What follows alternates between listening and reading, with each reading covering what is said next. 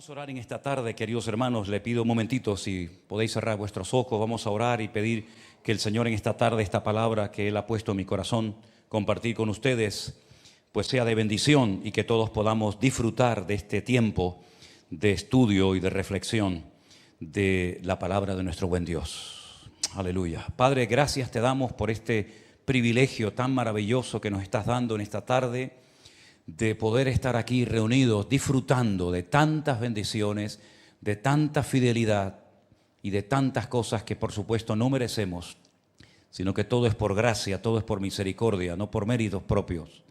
Pedimos que en esta tarde tú bendigas también a las maestras, a los niños que están en sus respectivas clases, escuchando, aprendiendo la palabra, que bendigas esta retransmisión, que todos los hermanos que estén ahora ahí en esas congregaciones, en sus hogares, donde quiera que se encuentren, también la palabra les toque y les ministre.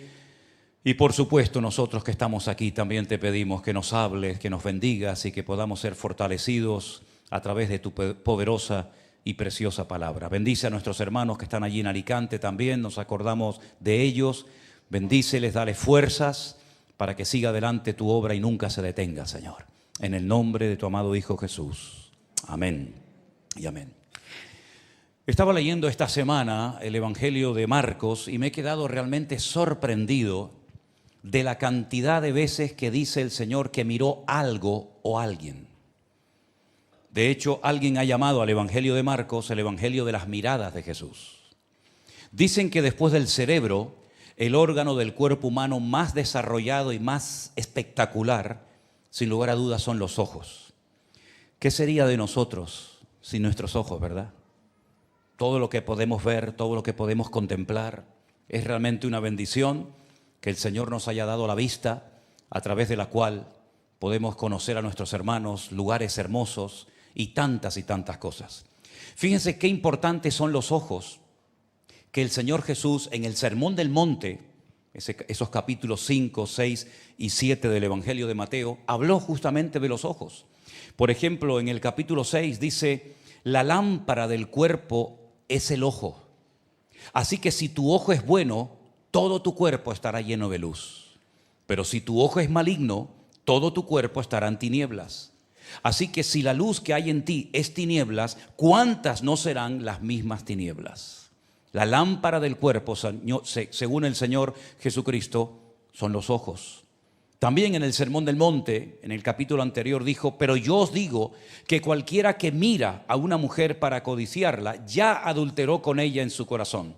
Por tanto, si tu ojo derecho te es ocasión de caer, sácalo y échalo de ti, pues mejor te es que se pierda uno de tus miembros y no que todo tu cuerpo sea echado en el infierno. Fíjense cómo Él sabe que los ojos son las ventanas a través de la cual nos llega mucha información a nuestra mente y puede terminar contaminándola igual que a nuestro corazón.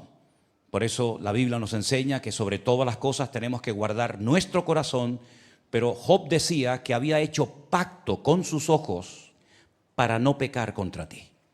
Que Dios guarde nuestra mirada, amén, hermanos. Que Dios guarde nuestros ojos y que solamente nuestros ojos vean lo que el Señor quiere que veamos, y lo que no es del agrado del Señor, que ciegue nuestra vista. Lo que tenemos que pedirle al Señor, que sobre todo nuestros ojos espirituales sean abiertos en todo tiempo.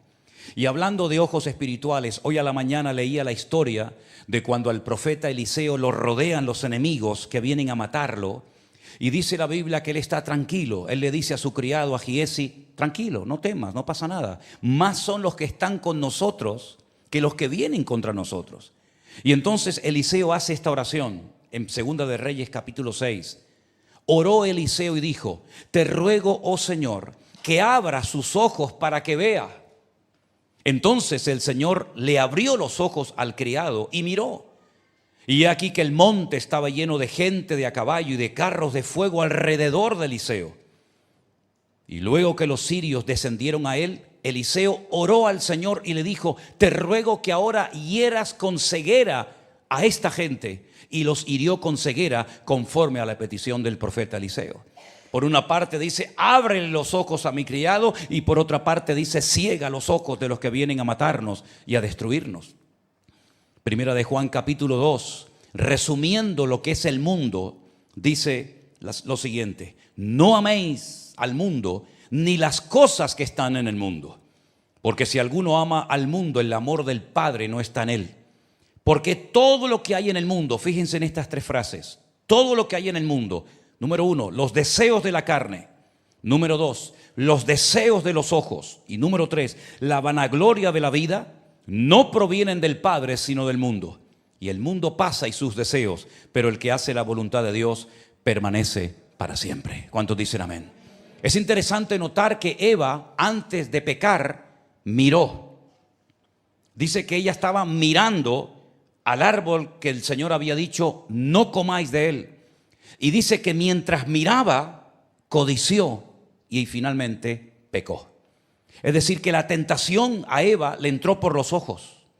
Ella estaba en el lugar equivocado, mirando lo que no tenía que mirar y al mismo tiempo dándole lugar a la codicia.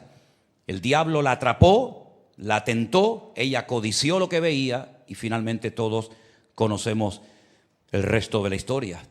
Así que sobre todas las cosas, dice la Biblia, si hemos resucitado con Cristo, si espiritualmente hablando ha habido un cambio en nuestra vida, poned la mira en las cosas de arriba y no en las de la tierra. Poned los ojos en el autor y consumador de la fe, es decir, en nuestro Señor Jesucristo. Amén, hermanos. Ahora bien, es interesante notar que el Señor Jesucristo era muy observador, tremendamente observador. Y he elaborado una pequeña lista de cosas o de personas que al Señor le llamaron la atención a la hora de mirarlas.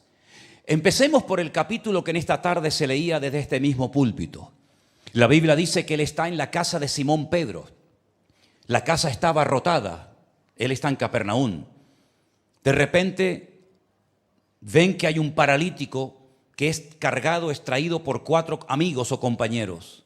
Como no pueden entrar a la casa debido a la cantidad de gente, de público que hay, lo descienden, lo descuelgan por el techo.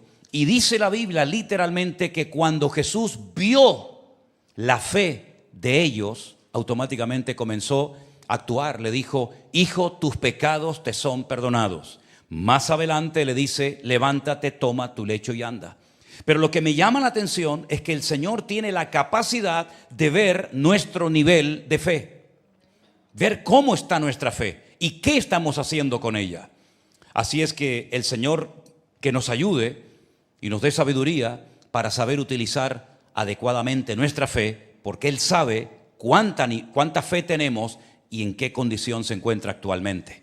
En el mismo Evangelio de Marcos, dice la palabra de Dios en el capítulo 3, el versículo 5, que entonces mirándolos alrededor con enojo, entristecido por la dureza de sus corazones, le dijo al hombre: extiende tu mano.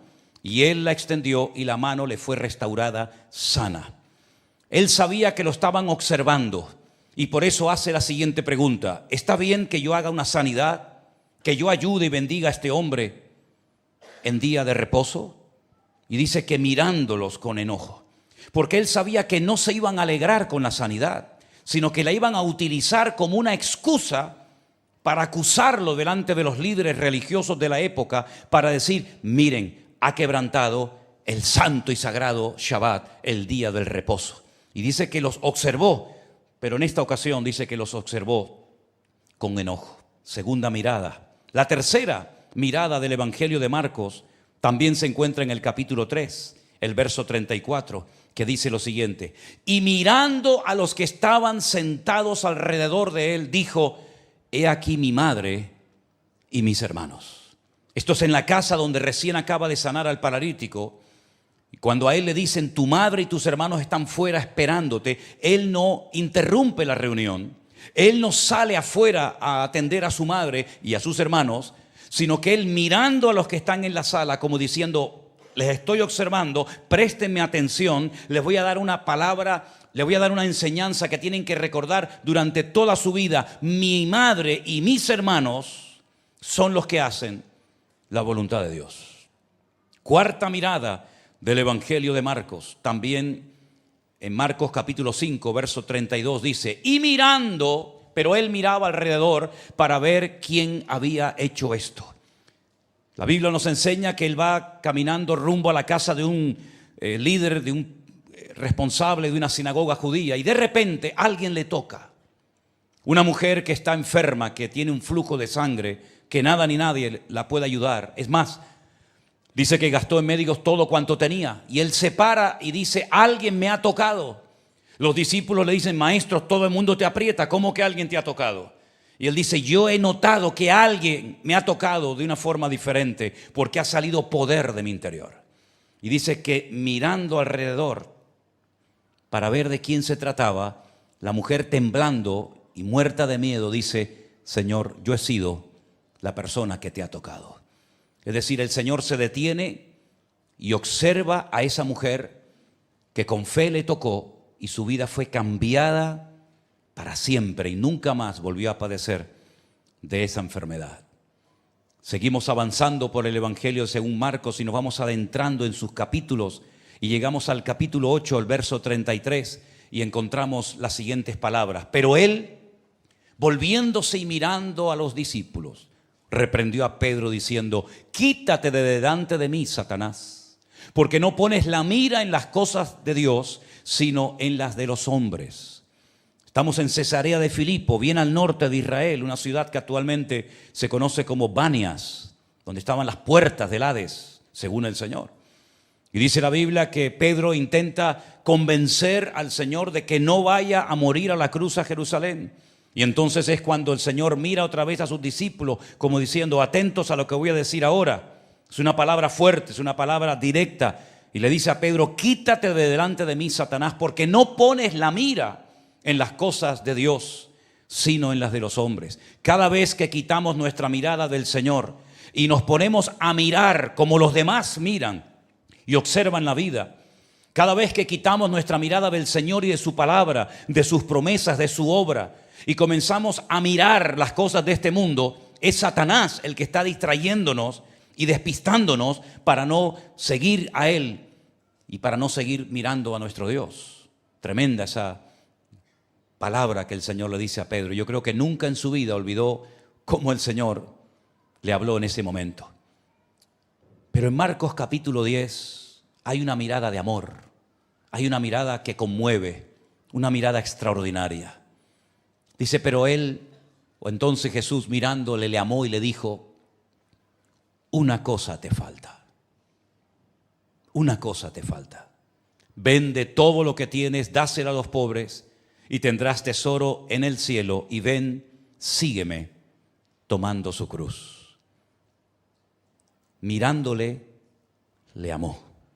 Era un buen muchacho, una persona que había observado la ley de Moisés, que había guardado los mandamientos.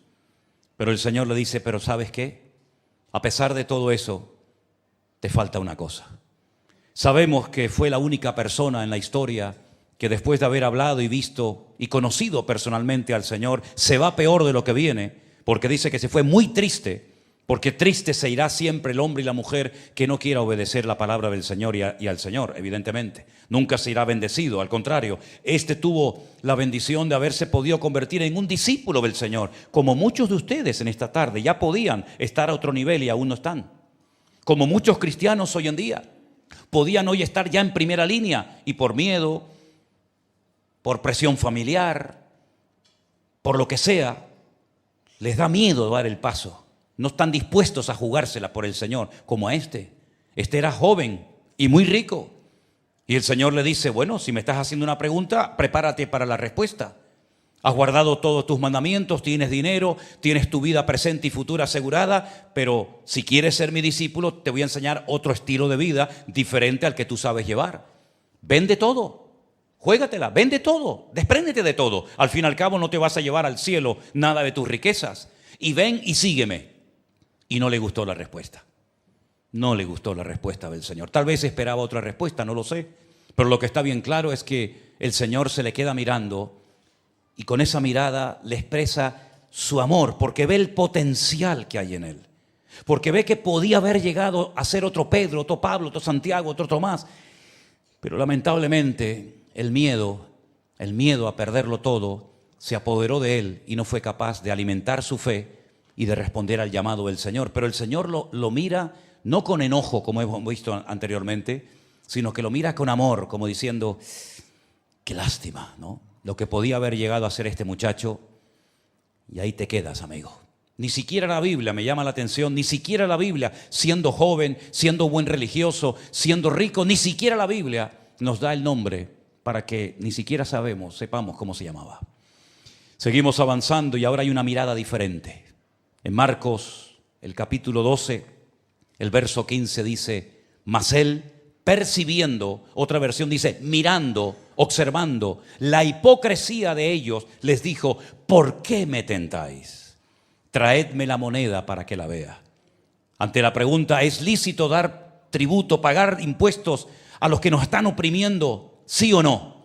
Si decía, es lícito dar tributo al César, se pone en contra a todos los judíos. Si dice que no es correcto darle tributo a los romanos, se pone a todos los romanos en contra. Entonces él, con una respuesta tremendamente sabia, rompió la presión diciendo, dad al César lo que es de César y a Dios lo que es de Dios. Pero la pregunta no era porque querían en el fondo aprender. No, esa no era la actitud. Él ve que detrás de esa pregunta hay hipocresía. Y el Señor, como vimos antes, ve la fe, pero también ve la hipocresía de nuestros corazones. Ambas cosas no le son ocultas a los ojos de nuestro Dios. Pero miren qué bonito este texto de Marcos 12:34, que dice lo siguiente. Entonces Jesús, viendo que había respondido sabiamente, le dijo, no estás lejos del reino de Dios. Y ya ninguno se atrevía a preguntarle nada. No estás lejos del reino de Dios. Observó, vio, escuchó una sabia respuesta por parte de esta persona que le acaba de dar una respuesta sabia, correcta al Señor. Pero a pesar de que has respondido correctamente, todavía no estás dentro del reino. Estás cerca, tal vez más cerca que otros, pero no estás dentro. De nada sirve estar cerca de las cosas del Señor si no estás involucrado y metido en las cosas del Señor. De nada sirve ver la tierra prometida y no poder entrar a ella, conquistarla y a disfrutar de ella. En esta ocasión la expresión me llama mucho la atención. Estás cerca, estás cerca, pero todavía no estás dentro del reino de Dios, aunque la respuesta fue correcta. Es decir, la teoría la has aprobado con un 10, la práctica de momento la tienes suspendida hasta septiembre, que tienes que recuperarla. Seguimos avanzando y nos vamos a otro evangelio, ahora al de Lucas. Otro hombre tremendamente observador que fíjense lo que se da cuenta que está mirando el Señor. Levantando los ojos, vio a los ricos que echaban sus ofrendas en el arca de las ofrendas. Fíjense, vio a los ricos. Pero gracias al Señor en el versículo 2 que dice que también vio a una viuda muy pobre que echaba allí 2 blancas, todo lo que tenía. Es interesante notar cómo empieza el capítulo diciéndonos que él observaba cómo los ricos daban aquellas enormes y generosas aparentemente ofrendas, pero también observó a la viuda. En otras palabras, delante de la presencia del Señor, nada pasa desapercibido. ¿Cuántos dicen amén? Hay un versículo que dice que los ojos del Señor, no es que sea algo literal, los ojos del Señor recorren toda la tierra y Él está siempre pendiente y atento a las oraciones de los justos, de sus hijos. En otras palabras, el Señor lo ve todo, el Señor lo conoce todo y no se le pasa nada, absolutamente nada, desapercibido ante los ojos del Señor. ¿Se acuerdan ustedes cuando vino aquel al Señor? Aparentemente nunca se habían visto, no se conocían, y sin embargo el Señor dice públicamente, si quieren saberlo, este hombre, Natanael, este es un verdadero israelita. Y Natanael se queda sorprendido y le dice, Señor, no nos hemos visto nunca, no me conoces de nada. Y el Señor le dijo, yo te vi cuando estabas debajo de la higuera. En otras palabras, te escondas donde te escondas, estés donde estés, no pasa desapercibida tu vida ante los ojos del Señor. Y más si eres un hijo suyo. Él te cuidará, Él te prosperará y Él estará contigo todos los días hasta el fin del mundo. Amén, hermanos.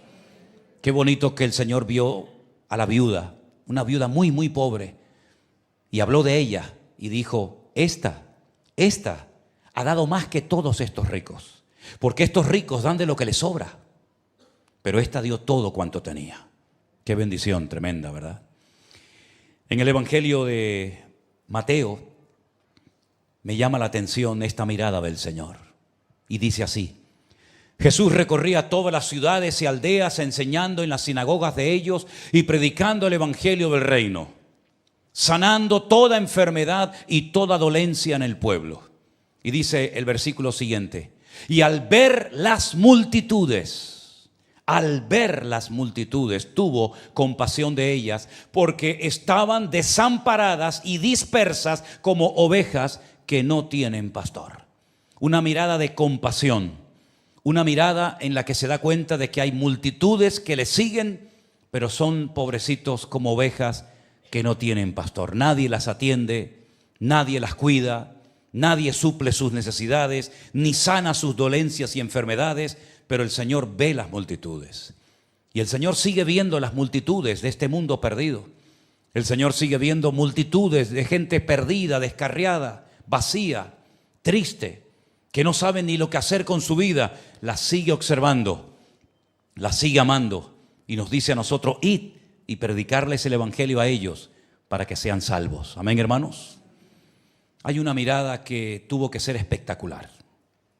Yo no sé cuántos de ustedes vieron la película Ben-Hur, pero hay una escena en la que se ve como un choque, un encuentro de miradas, ¿verdad? Que es muy impactante esa escena donde ese centurión que le llama la atención a una persona se queda mirando, ¿verdad? Y años más tarde se lo vuelve a encontrar. Esta mirada que vamos a ver ahora, que se encuentra en Lucas capítulo 22, tuvo que ser espectacular, porque el efecto que produjo esa mirada fue tremendo. Miren o presten atención a este texto. Prendiéndole, estamos hablando de la última noche, cuando el Señor es llevado de Getsemaní a la casa de Caifás para ser interrogado, y después lo llevan a la fortaleza de la Antonia, donde vivía Poncio Pilato. En fin, toda esa historia que ustedes conocen. Dice, prendiéndole, le llevaron y le condujeron a la casa del sumo sacerdote. Y Pedro le seguía de lejos. Grave error, seguir a Jesús de lejos. Dice, y habiendo ellos encendido fuego en medio del patio, se sentaron alrededor. Y Pedro se sentó también entre ellos. Pero una criada, al verle sentado al fuego, se fijó en él y dijo, también este estaba con él. Lo descubrió. Pero él lo negó diciendo, mujer, no le conozco. Un poco después, viéndole otro, dijo, tú también eres de ellos. Y Pedro dijo, hombre, no lo soy. Como una hora después, otro afirmaba diciendo, verdaderamente también este estaba con él, porque es Galileo. Y Pedro dijo, hombre, no sé lo que dices. Y enseguida, mientras él todavía hablaba, el gallo cantó. ¿Cómo me hubiera gustado conocer a ese gallo? Tremendo, ¿eh? Entonces, vuelto el Señor, escuchen bien esto es impresionante esta escena. Vuelto el Señor, miró a Pedro. Y Pedro se acordó de la palabra del Señor que le había dicho, antes que el gallo cante, me negarás 3 veces. Y Pedro, saliendo fuera, lloró amargamente. Qué tremendo, ¿no? Simplemente fue necesario que el Señor mirara a Pedro y automáticamente Pedro recordó todo lo que el Señor le había dicho un rato atrás. Cuando él había dicho, yo nunca te dejaré. Esto seguramente sí, no te puedes fiar de ninguno de ellos, pero conmigo puedes tener la completa seguridad que si tengo que ir contigo a la muerte, vamos juntos. Y sin embargo fue el que le negó. Ya se lo había profetizado el Señor, ya le había dado una palabra el Señor, pero parece que él no le dio la importancia que tenía que haberle dado. Comienza a seguir al Señor, pero de lejos, cuando él era una de las personas que más de cerca siempre estuvo del Maestro. Incluso llegó a oír y a ver cosas que otros discípulos ni vieron ni oyeron.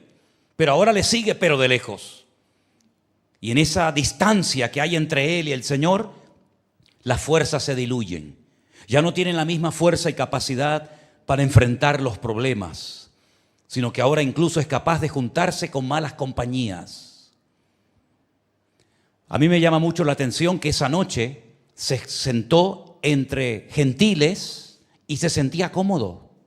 Dice la Biblia que hicieron un fuego en medio del patio donde iban a juzgar al Señor, donde lo iban a interrogar, y él estaba entre los gentiles y se sentía cómodo. No dijo, no, este no es mi lugar, este no es mi sitio, yo me tengo que ir de aquí. Sin embargo, después, años más tarde o tiempo más tarde, cuando entra en la casa de un centurión romano que lo ha mandado a llamar para que le predique el evangelio, estoy hablando de Cornelio, ¿se acuerdan? Él está en Jope. Tiene una visión, el Señor le dice que tiene que ir a Cesarea la Marítima para predicar la palabra a Cornelio, y cuando entra en la casa, todos son gentiles, por supuesto, eran romanos, y él dice, vosotros sabéis cuán abominable es para un judío entrar a la casa de un romano. Vaya, qué curioso, ¿no? La noche que negaste al Señor estabas entre romanos y estabas como pez en el agua.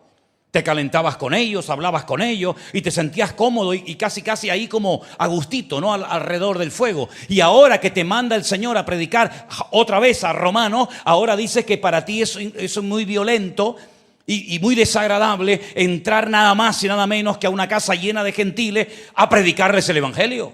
Qué tremendo, ¿no? Pues la Biblia nos enseña que allí donde él se sentía a gusto fue donde el diablo le atacó. Ten cuidado en los lugares donde tu alma, donde tú te sientas a gusto, porque no significa que Dios está en ese lugar contigo. Ten el discernimiento espiritual suficiente para saber si esa satisfacción, ese estar a gusto y cómodo en un lugar, es una paz que el Señor te está dando o es una sensación que el diablo te está permitiendo tener para atacarte y destruirte en ese sitio. Hay gente que se siente cómodo viendo una película de pornografía. Hay gente que se siente cómodo en una discoteca bailando sabe Dios qué. Hay gente que se siente cómodo y a gusto en ciertos ambientes donde Dios no está, pero ellos se sienten cómodos. No se sienten acusados, no se sienten incómodos, no se sienten mal. Pedro no se sentía mal cuando estaba calentándose alrededor del fuego de los romanos, pero allí no estaba el Señor. De hecho, allí le ataca el diablo y niega al Señor. No una ni dos, sino 3 veces, hasta que se cruzan sus miradas, la de él y la del maestro. Y entonces dice que ya tuvo que salir. Ya se le hizo insoportable. Cuando tú ves al Señor, cuando Él te mira a ti, el ambiente se te hace irrespirable. Mientras el Señor estaba por otro lado y Él miraba por otro lado y con otras conversaciones y otras compañías, no pasa nada. Pero en el momento en el que se cruzan las miradas, en el momento, mi hermano y amigo, en el que te acercas al Señor, el ambiente, si es pecaminoso, se te hace irrespirable. Y dice la Biblia que tuvo que salir y allí lloró amargamente, porque allí él se desconectó de Dios. Qué tragedia tan grande. Un hombre que lo había dejado todo por el Señor. Había dejado hasta su casa, su familia, las redes, la barca. Y 3 años más tarde, después de haber visto milagros tremendos, porque hay experiencias personales que Pedro tuvo que ningún discípulo ni ningún hombre en la historia tuvo, como por ejemplo caminar por encima de las aguas. Todo eso se olvidó en un instante. Todo eso en segundos se le olvidó a Pedro y niega al Señor como se lo había dicho el maestro.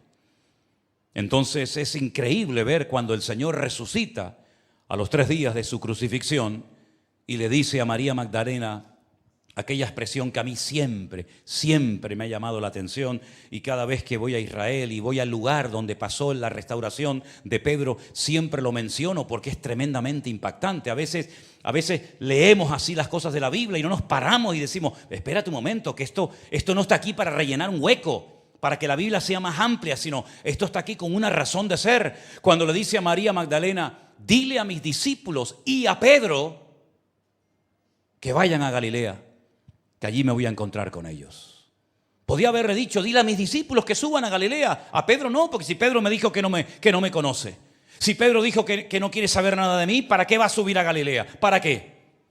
Pero el Señor le da una oportunidad y la aprovechó. Ahora me imagino que cuando llegó María Magdalena al círculo donde estaban los discípulos y le dice, de parte del Maestro, tengo un mensaje para todos ustedes. El Señor dice que tenéis que subir a Galilea. Y Pedro estaba allí en un rinconcito con el alma rota, hecha pedazos por lo que había sucedido unos días atrás. Ah, Pedro, y me dijo el Señor que también subas tú.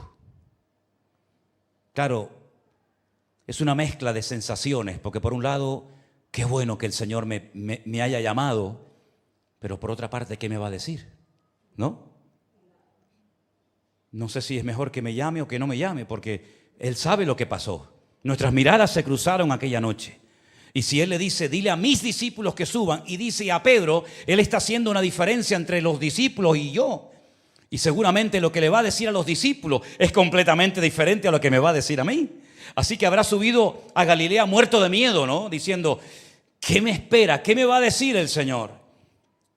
Bueno, Él se va a Galilea, dice la Biblia, que está pescando y de repente el Señor se aparece por allí y los vuelve a mirar, los vuelve a observar. Pero ahora los mira, y es una opinión personal, como con esa tristeza de decir, no habéis entendido nada, ¿sabes? No han entendido nada. Yo les llamé a ustedes, les enseñé una vida nueva, vieron milagros, señales, prodigios, escucharon mensajes que ya le hubiera gustado a David, a Moisés, a Abraham, a los profetas del Antiguo Testamento ver y escuchar, y ahora los veo otra vez en lo mismo, la misma barca, la misma red, el mismo lago. ¿Qué hacen ahí? ¿Qué están haciendo ahí? Perdiendo el tiempo. Yo muchas veces me he preguntado, con lo que Dios ha hecho en tu vida, con los milagros que ha hecho en tu vida, que algunos están vivos por la gracia y la misericordia de Dios, ¿qué haces otra vez ahí? ¿Qué haces otra vez enredándote en lo que tenías que haber dejado? Si el Señor te dio vida, ¿para qué? ¿Para volver otra vez a enredarte en las cosas de este mundo? ¿O te dio vida para qué? Y el Señor les lanza aquella pregunta, viendo la tristeza, viendo el cansancio de los discípulos. ¿Habéis pescado algo? Bueno, menos mal que en ese momento se atrevieron a ser honestos, ¿no? Y no fingieron, no dijeron, sí, perfecto, hemos tenido una pesca maravillosa. Menos mal que fueron honestos y dijeron, nada. No hemos pescado nada. Lo hemos intentado durante toda la noche, pero hemos fracasado. Y a veces en la vida uno tiene que reconocer que ha metido la pata, que has fracasado, que te has equivocado. He hecho algo, pero no me ha salido bien. ¿Por qué? Porque Dios no estaba en ese proyecto. Y entonces le dice el Señor, bueno, echar la red a la mano derecha. Gracias al Señor que obedecieron. Parece que estaban ya tan derrotados que dijeron, bueno, total, una vez más, pum, y la echaron. Y dice la Biblia que la red por poco se les rompe. Y es entonces cuando tienen ahora que llamar a los compañeros, porque ahora tienen algo que compartir. Cuando la bendición de Dios está sobre tu vida, tú tienes para compartir con los demás. Cuando tú estás trabajando solo, sin el favor, sin el respaldo del Señor, tú no tienes nada para compartir a nadie, no tienes ni para ti. Pero cuando el Señor les bendice y les llena la barca con una pesca inmensa, entonces mira cómo tienen que pedir ayuda. Mira cómo tienen que ser solidarios y generosos. ¿Por qué? Porque si el Señor me ha dado abundancia, es para compartir esa abundancia. Lo que no puedo compartir es lo que no tengo. Pero cuando tengo, no dijeron, no llamen a nadie, no llamen a nadie. Que se nos hunda la barca, pero no pasa nada, no. Hay que llamar, hay que compartir. La bendición es para compartirla, hermano. Si el Señor te ha bendecido con un don, con un talento, con algo, compártelo. No vivas ahí cerrado, herméticamente, egoísta en ti mismo. No tengas miedo a perder, porque se pierde cuando no das, pero cuando das, Dios multiplica. Eso es lo que dice la Biblia. Al niñito le quitaron la merienda y seguramente lloró, pero al final dijeron, toma una cesta entera para ti solo. Y dice la Biblia que cuando llegan a la orilla, allí están todos, pero nadie se atreve a abrir la boca. Nadie se atreve a abrir la boca, porque otra vez han quedado en evidencia. Lo han visto crucificado, saben que ya ha resucitado y vuelven otra vez a lo mismo. Qué triste, ¿no? Cuando hablas con una persona y le enseñas y le predicas y le instruyes y siempre está con las mismas historias. Es triste, ¿no? Pero sin embargo la atención no se centra tanto en los 11 o en los 10, porque ya uno había fallecido, sino en Pedro. Y a Pedro se le queda mirando, le mira fijamente y le dice, Pedro, ¿tú me amas? Y Pedro seguramente estaba tan entusiasmado por la pesca que dijo, sí, tú sabes que te amo. Tú sabes que a veces hay hombres que se les habla y no te miran. Bueno, hombres y mujeres también, ¿eh? Dice, oye, te estoy hablando, ¿me puedes mirar? Sí, dime. Y le volvió a preguntar por segunda vez. Tal vez él no era consciente de lo que el Señor se traía entre manos. Pedro, ¿tú me amas más que esto? Te veo ahí contando los peces. ¿Cuánto lleva? Pues 144, 153. ¿Me amas más que estos? Sí, Señor, tú sabes que te amo. Hay aquí en la iglesia un muchacho que cuando le preguntas algo dice, ¿estás bien? ¿Estás contento? ¿Saben quién es, no? Qué bueno, ¿no? Gloria a Dios. Está la mamá por ahí también. Sí. Pedro, escucha una cosa, te estoy hablando, ¿eh? Es la tercera vez que te pregunto lo mismo. ¿Tú me amas? Entonces ya deja todo, ya se da cuenta, ya la tercera se da cuenta. Le dice, Señor, tú lo sabes todo. Ah, amigo, tú lo sabes todo. Hace 3 días me llevaste la contraria. Cuando te dije que me ibas a negar, dijiste, no, yo no. ¿Qué le estás diciendo al Señor? No, te estás equivocando, yo no te voy a negar. Ahora admites, ahora por fin reconoces que lo sé todo. Vaya, ahí empezamos bien. Y ahí comienza el Señor a restaurar la vida de Pedro. Hace en algunos casos 10, en otros casos 20, en otros casos 30, en otros casos 40 años, el Señor nos miró a nosotros. Y nuestra mirada coincidió con la de Él. Y ese día nuestra vida cambió completamente. Porque el Señor Jesucristo nos transformó, nos derritió y llegamos a la conclusión de que separados de Él ya no merecía la pena vivir. Llegamos a la conclusión de que sin Cristo nuestra vida no vale nada. Llegamos a la conclusión de que el Señor nos dio la vida y nos liberó a los que tenía que liberarnos, de lo que tenía que liberarnos, no para que volviéramos otra vez a mancharnos con el polvo del camino de este mundo, sino a involucrarnos en el reino de Dios, buscándole a Él. Y con defectos, con fallos, con errores, que por supuesto los tenemos, seguimos avanzando, porque los ojos del Señor se encontraron con los nuestros y Él transformó nuestro lamento en baile. Yo me acuerdo, y lo he dicho en muchas ocasiones, que hace años cuando los padres nos miraban, nos decían todo con simplemente una mirada, ¿verdad? La mirada de tu padre cuando estaba enfadado, la entendías, ¿verdad que sí? ¿La entendías? La mirada de los amados, de los que se aman, de los que están enamorados como tortolitos. ¿No ves cuando se miran que es como si tuvieran chispitas en los ojos? Que hace así y le brillan los ojitos, ¿verdad? La mirada de una persona triste, enferma, a punto de morir. La mirada de un preso. La mirada de un niño hambriento. Cuando las ves no te olvidas nunca. La mirada de una persona herida en un accidente. Como yo he visto muchas veces la mirada de un torero cuando se desangra y sabes que está a punto de morir. Es una mirada perdida, vidriosa, que no sabes si te está mirando o ya se fue. ¿Cuántos tipos de miradas hay, verdad? Pero sin lugar a dudas, la mirada de Cristo es una mirada hoy por hoy para nosotros de amor. Porque el Señor ve nuestras miserias y nuestras necesidades, no le pasan desapercibidas. Sabe que tienes que pagar mañana unas cosas y a lo mejor hoy no tienes ese dinero. Sabe el Señor lo que estás pasando en tu matrimonio, con tus hijos, con tu enfermedad personal. El Señor lo sabe todo, lo conoce todo, lo ve todo perfectamente. No hay un lugar donde te puedas ocultar de los ojos de Dios. Qué ridículo cuando Adán y Eva se intentaron ocultar de la mirada del Señor, metiéndose dentro de un árbol o escondiéndose dentro en un bosque. Qué tremendo cuando Jonás pensaba que descendiendo al camarote de más abajo en aquel barco que lo llevaba rumbo a España, él podía ocultarse de la presencia del Señor. Qué ridículo cuando hay personas que piensan que lo que estás haciendo Dios no lo ve. Ese fue uno de los grandes problemas que tuvo el pueblo de Israel en el Antiguo Testamento, cuando decían Dios no ve. Ni nos va a bendecir, ni nos va a castigar, porque Dios no se entera de nada. Dios no ve nuestra conducta. Y sin embargo, qué tremenda la revelación que el Señor le da a su siervo, al profeta Ezequiel, cuando está en Babilonia y le dice: ven que te voy a mostrar lo que la gente no ve.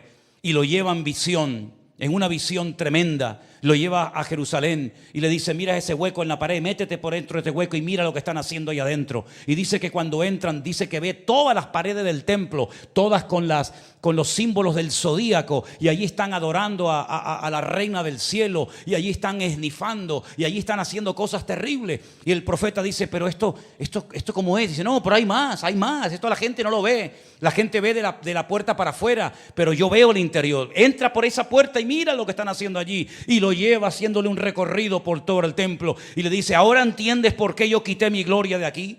Ahora entiendes por qué os han castigado y llevado a Babilonia al destierro. Ahora entiendes por qué esta tragedia nacional ha ocurrido. Porque lo que ustedes no veían, yo sí lo veía. Y quiero que tengamos bien claro a lo largo de nuestra vida que hagamos lo que hagamos y estemos donde estemos, la mirada del Señor nunca se aparta de nosotros. Eso nos tiene que producir un temor reverente impresionante. Saber que Dios me está siempre viendo y oyendo. Siempre, siempre. Donde quiera que te encuentres, en la situación en la que te encuentres, Dios te está observando. Y hay un pasaje bíblico que lo he dejado para el final, no por ser el menos importante, sino porque hay, por así decirlo, como una doble visión, una doble mirada. El pasaje es muy conocido, se encuentra, si lo quieren después leer, en Génesis capítulo 34. Dice que cuando Jacob viene, después de haber estado más de 20 años trabajando para Labán, ya tiene esposa, ya tiene hijos, ya tiene camellos, ya tiene ovejas, ya es un hombre pudiente, un hombre rico, ya ha logrado rehacer su vida. Él, en vez de ir rápido al encuentro de su padre, eso siempre me llamó la atención. Si ya eres tan rico, ya eres libre, ya tienes una vida hecha, ¿por qué no corres para ver a tu padre que seguramente ya está en los últimos momentos de su vida? No, se para en Siquén, se para y allí se establece un tiempo. Y es interesante notar que así como él hizo esperar a su padre, después a él también lo harían esperar. Su hijo José también lo hizo esperar a él. El mismo número de años que él hizo esperar a su padre Isaac, que no fue rápidamente a verlo. Las vueltas que da la vida, ¿verdad? Y dice la Biblia que allí se establece el campamento de Jacob con sus esposas, con Lea, con Raquel, con Bila, con Zilpa, con sus hijos. Y tiene una hija llamada Dina, como se dice en hebreo. Y dice que ella salió del campamento. ¡Qué temeridad, qué locura! Allí en el campamento hay cobertura, hay santidad, hay orden, está el papá, está la mamá, están los hermanos. Pero dice que ella salió del campamento, que es mucho más que simplemente sacar los pies del campamento. Es mucho más que eso. Es ir a probar otro estilo de vida. Es ir a ver cómo viven los mundanos, cómo se visten las chicas de Siquén, cómo hablan, cómo bailan, cómo son sus celebraciones. El salir del campamento es toda una temeridad, es un atentado contra la cobertura paterna. Es un atentado en contra de la protección que ella sabe que hay en ese territorio, pero ella sale y queda totalmente desprotegida. Y dice que lo que motiva a Dina a ir a ver a las hijas de Siquén es porque quería ir a ver. Y salió a ver. Pero mientras salía a ver, alguien la vio a ella. Y dice la Biblia que la vio uno que la forzó, que abusó de ella. Y esa niña virgen y linda que sale del campamento de su padre viene humillada y en unas condiciones terribles. Y todos conocemos la historia. ¿Salir a ver qué? ¿Qué quieres ir a ver? ¿Lo que tienes en Cristo no te llega? ¿No es suficiente con la paz, con el gozo, con la salvación tan grande que Dios te ha dado, que necesitas ir a ver lo que hacen los demás? ¿Crees que los de afuera tienen más paz y más victoria y más gozo que tú como creyentes? Son ellos los que tendrían que venir aquí a verte a ti y no tú ir ahí a verlos a ellos. ¿A ver qué? Su desorden, su promiscuidad, sus malas palabras. ¿Eso es lo que quieres ir a ver? ¿Eso es lo que quiso ir a ver Dina? Pues te salió el tiro por la culata, amiga. Porque por ir a ver te vieron. Por ir a descubrir un mundo te descubrieron a ti. y te robaron lo más hermoso que tenías en ese momento y nunca más lo volviste a recuperar. Así que, queridos hermanos, que Dios guarde nuestros ojos y nuestra curiosidad que sea descubrir más cosas del Señor y no cosas fuera del Señor. Porque fuera del Señor todo es mentira y vanidad. Solamente en Cristo mi alma tiene plena satisfacción, paz, gozo y libertad. ¿Cuántos dicen amén? Cierra tus ojos en esta tarde, ahí donde estás. Aleluya. Que el Señor sane nuestros ojos. Que el Señor nos dé una mirada espiritual, profunda. Que seamos capaces con nuestros ojos espirituales discernir los tiempos en los que estamos viviendo. ¿Se acuerdan cuando el Señor le dijo a sus discípulos: ¿cuánto tiempo falta para la siega, amados míos? Y le dijeron: 4 meses todavía faltan, Señor, para que llegue el tiempo de la siega. Y Él dijo: alzad vuestros ojos y mirad, porque yo ya veo blancos los campos para la siega. Lo que para ustedes todavía está lejano, yo lo veo cercano. 4 meses dicen ustedes que falta para la siega y yo ya veo los campos listos, preparados y dispuestos para la siega. Lo que pasa es que vuestra visión es una visión corta, carnal, limitada, finita.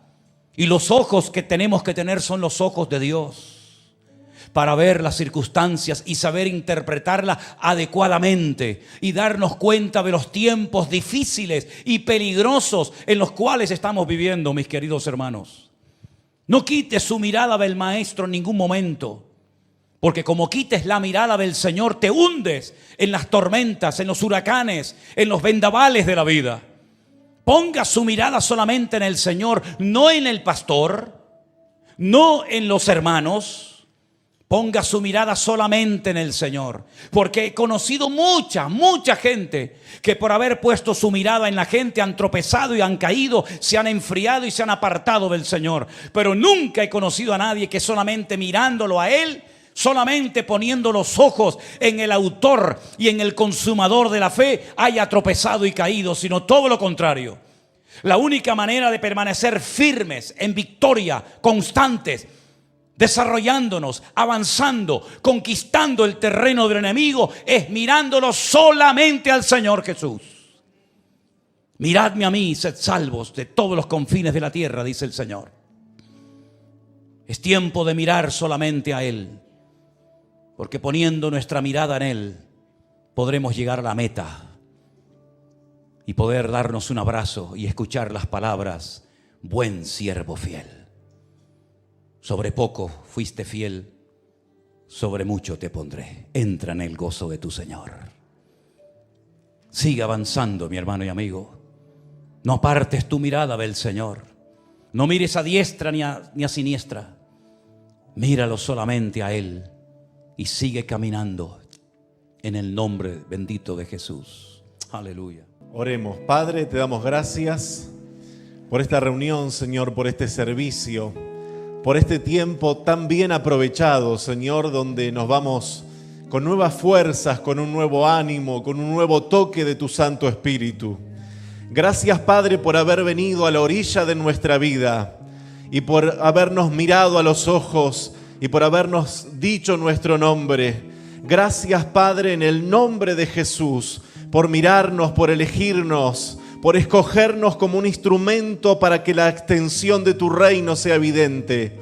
Gracias, Señor. Ponemos una vez más toda nuestra vida en tus manos y toda esta semana, Señor, delante de ti.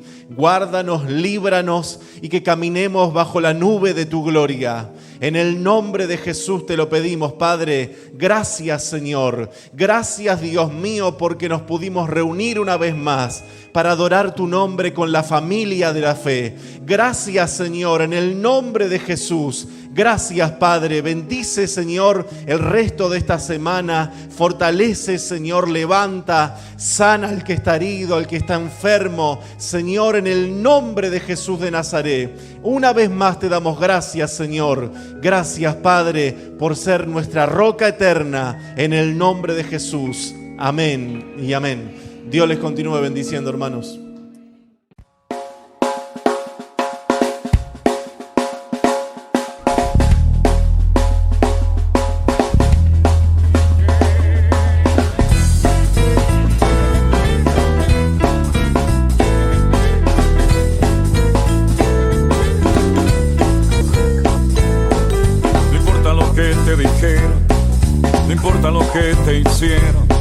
Tienes que aprender a descansar en Dios.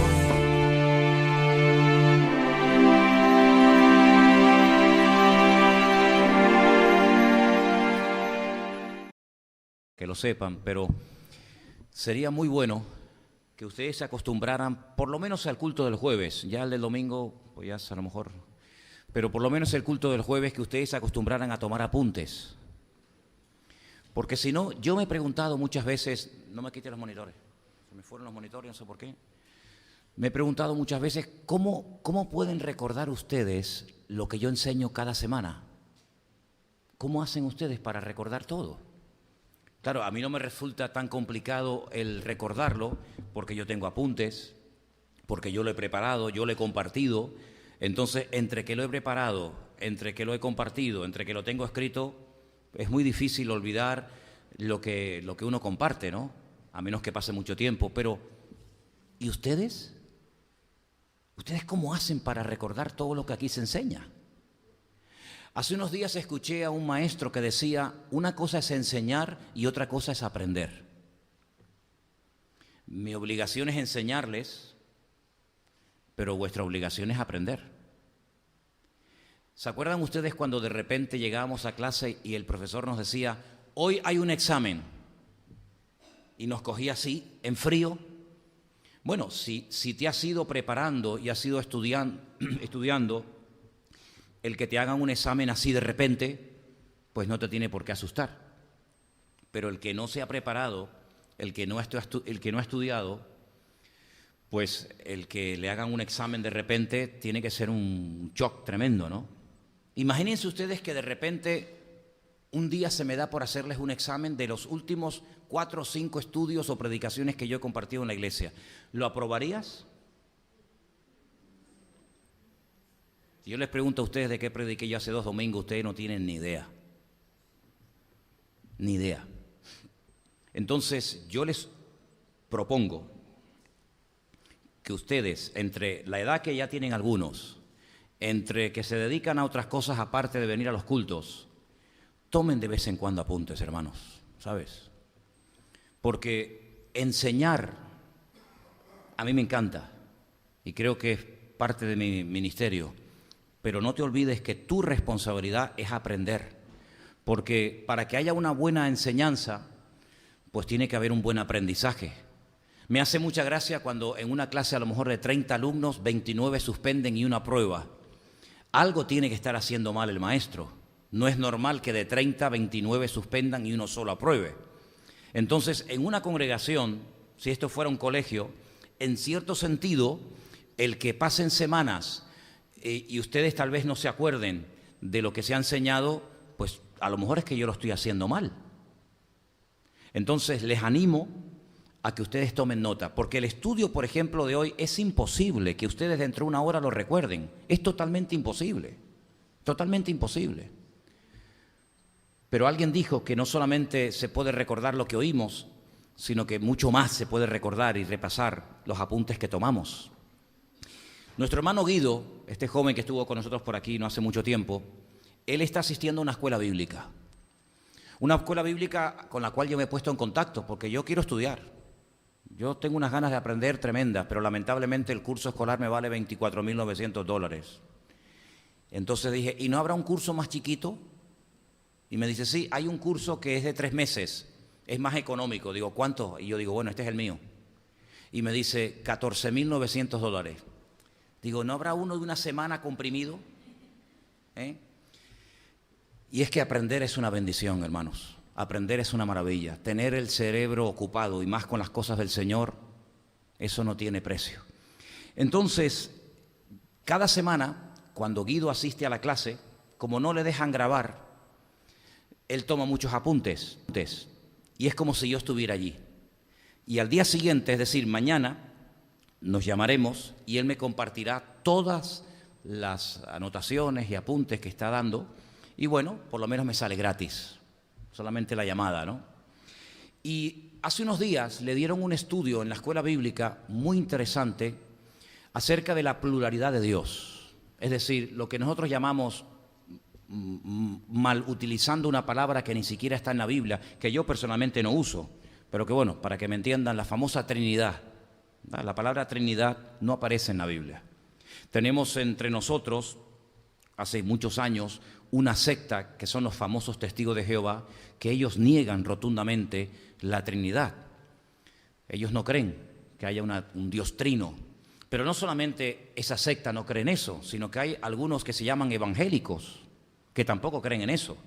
Al inicio, cuando comenzamos esta obra, ya hace unos cuantos años atrás, teníamos un chico aquí colombiano, muy buen chico, que llegó incluso a compartir en varias ocasiones, que un día, no porque él lo dijera, sino porque nos dimos cuenta, él era unitario, él era de los que creían en solo Jesús. De hecho, todo lo que hacen solamente lo hacen en el nombre de Jesús, se bautizan solamente en el nombre de Jesús. Es un grupo que se denominan evangélicos, pero niegan rotundamente el hecho de que hay un Padre, Espíritu Santo, sino solo Jesús. Entonces, si en algún momento te encuentras con una persona que cree en eso, que es un solo Jesús o un unitario, o fíjate lo que te digo, me lo decía Elena hace unos días, o si tienes la oportunidad de poder compartirle este estudio a un testigo de Jehová, no vas a ver por dónde salir. Probablemente mirará el reloj, mirará la agenda y te dirá que tiene otras obligaciones y que tiene otras muchas visitas que realizar, porque este estudio acerca de la Trinidad, que no lo vamos a llamar así, sino la de la pluralidad de Dios, está basado única y exclusivamente en textos del Antiguo Testamento. ¿Por qué? Porque en esa escuela bíblica en la que está nuestro hermano, es una escuela que preparan a los estudiantes para alcanzar a judíos, ¿vale? Y los judíos, como no aceptan el Nuevo Testamento, pues es imposible que tú comiences a utilizar versículos de Juan, de Primera de Pedro, en fin, de Apocalipsis o de cualquier otro libro o carta del Nuevo Testamento, porque de entrada no lo van a aceptar. Entonces, este estudio está basado en versículos del Antiguo Testamento que son buenísimos para poder demostrarle a cualquier persona la pluralidad de Dios.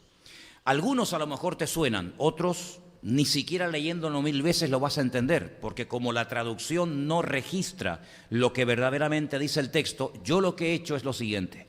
Vamos a leer la lista de versículos en esta noche, vamos a ver hasta dónde llegamos en nuestras Biblias, y yo les voy a decir lo que dice el texto original, lo que dice el texto hebreo, para que veáis qué versículos tan buenos son, para que cuando le hables a un judío o cuando le hables a una persona que no crea en la Trinidad, sino que diga que eso es una idea del mundo pagano, del mundo grecorromano, que entró a partir del apóstol Pablo, pues que no salga con la suya, sino que le puedas demostrar con el Antiguo Testamento pues lo que nosotros creemos. Vamos a comenzar por el primer versículo de esta noche, y es uno muy conocido, ese sí que lo conoce todo el mundo, y te voy a decir qué es lo que ellos dicen y por qué no lo aceptan, aunque está clarísimo. Y es Génesis capítulo 1, versículo 26. Génesis capítulo 1, versículo 26, es Dios el que habla. ¿Con quién habla? ¿Con quién habla? Si Adán y Eva todavía no habían sido creados, ¿con quién habla? La respuesta que te dan los judíos, que no creen en la pluralidad de Dios, y la respuesta que te dan los testigos de Jehová es que él estaba hablando con los ángeles. Pero esto se puede desmontar perfectamente y vais a ver cómo.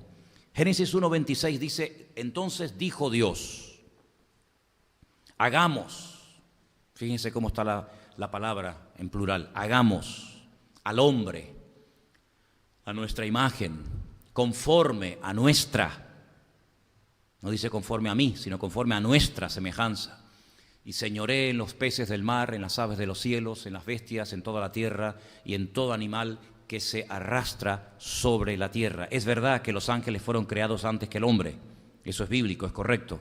Ya Satanás estaba caído en tierra, ya se había producido aquella rebelión contra la soberanía, contra el gobierno de Dios, pero eso no quiere decir que en ningún momento Dios está hablando con los ángeles.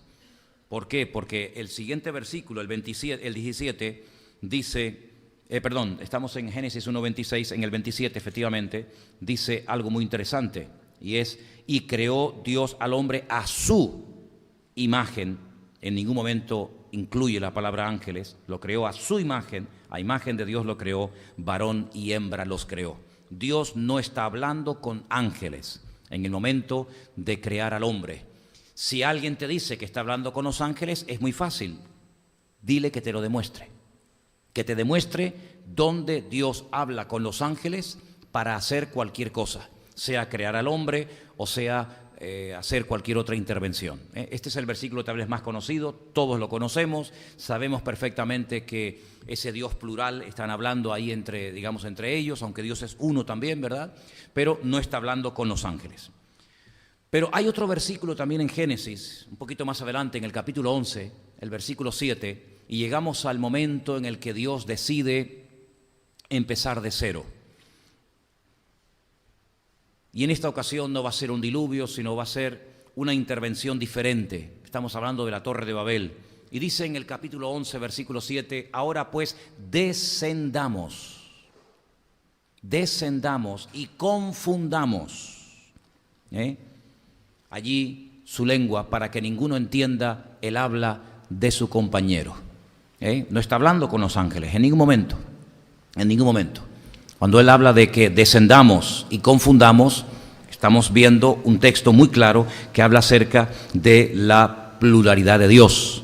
Estos dos versículos en español se entienden perfectamente, pero el siguiente, el capítulo 20, verso 13, en español no se ve claro. Por lo tanto, les tengo que dar un dato para que lo puedan utilizar, porque si utilizas este versículo sin dar ese dato, no dice nada. Apocalipsis 20, versículo 13, cuando Dios me hizo salir errante de la casa de mi padre, yo le dije, esta es la merced que tú harás conmigo, que en todos los lugares a donde lleguemos, digas de mí, mi hermano es. Si ustedes van al capítulo 20 del libro del Génesis, ustedes van a encontrar, ¿de quién está hablando ahí? ¿Quién está hablando? Está hablando el patriarca Abraham, ¿vale? El patriarca Abraham le está diciendo, está hablando, y él dice, Dios me hizo salir. La palabra es y tú, por si quieren escribirla, nos hicieron salir. En nuestra versión dice, Dios me hizo salir. El texto original es muy claro y dice, nos hicieron salir, ¿vale? Y ahí, una vez más, vemos la pluralidad de Dios. Claro, estos versículos tú se los enseñas a un judío y se queda realmente con la boca abierta, ¿verdad? Porque el que se suele utilizar generalmente son los versículos donde aparece la palabra Elohim. Todo lo que termina en im, que es una pequeña letra llamada yod y men sofit, siempre lleva una connotación de palabra en plural, pero ellos le dan otra explicación a eso, por lo tanto no te sirve. Pero este versículo es muy bueno porque vemos que hicieron salir, no solamente Dios, sino la pluralidad de Dios, ¿verdad? Y tú hicieron salir a Abraham. Más adelante, en el capítulo 35 del mismo libro, el versículo 7, Génesis capítulo 35, versículo 7, dice, edificó allí un altar y llamó al nombre El Betel, porque allí le había aparecido Dios cuando huía de su hermano.